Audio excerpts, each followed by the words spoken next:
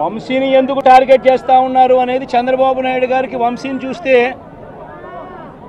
తన సామాజిక వర్గం నుంచి ఒక వ్యక్తి ఎదుగుతున్నాడు, చంద్రబాబు నాయుడు గారి కన్నా గ్లామరస్గా ఉన్నాడు, లోకేష్ గారి కన్నా గ్లామరస్గా ఉన్నాడు, ఒక మనిషి ఎదుగుతున్నాడు అని అంటే తట్టుకోలేడు తన సామాజిక వర్గంలోనే.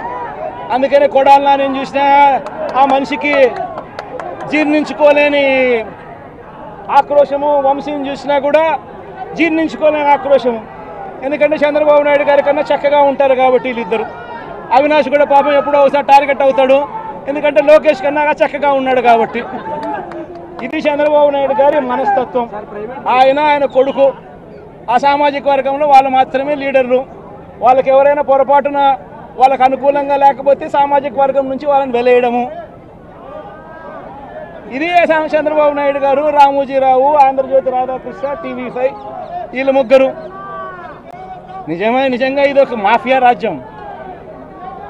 చంద్రబాబు నాయుడు అనే వ్యక్తిని ముఖ్యమంత్రిగా చేయడం కోసం, చంద్రబాబు నాయుడు అనే వ్యక్తికి ఓట్లు వేయించడం కోసం ఒక మాఫియా సామ్రాజ్యం వీళ్ళంతా.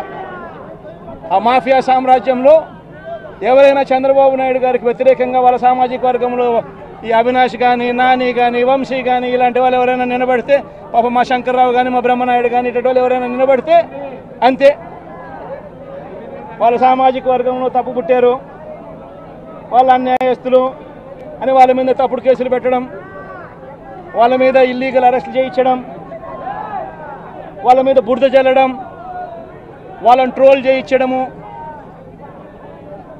ఇవన్నీ కూడా చంద్రబాబు నాయుడు గారి నైజం, లోకేష్ గారి నైజం చూపిస్తుంది. ఇవన్నీ కూడా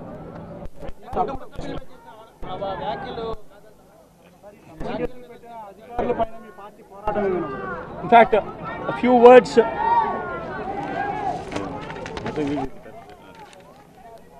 ఫర్ ది నేషనల్ మీడియా.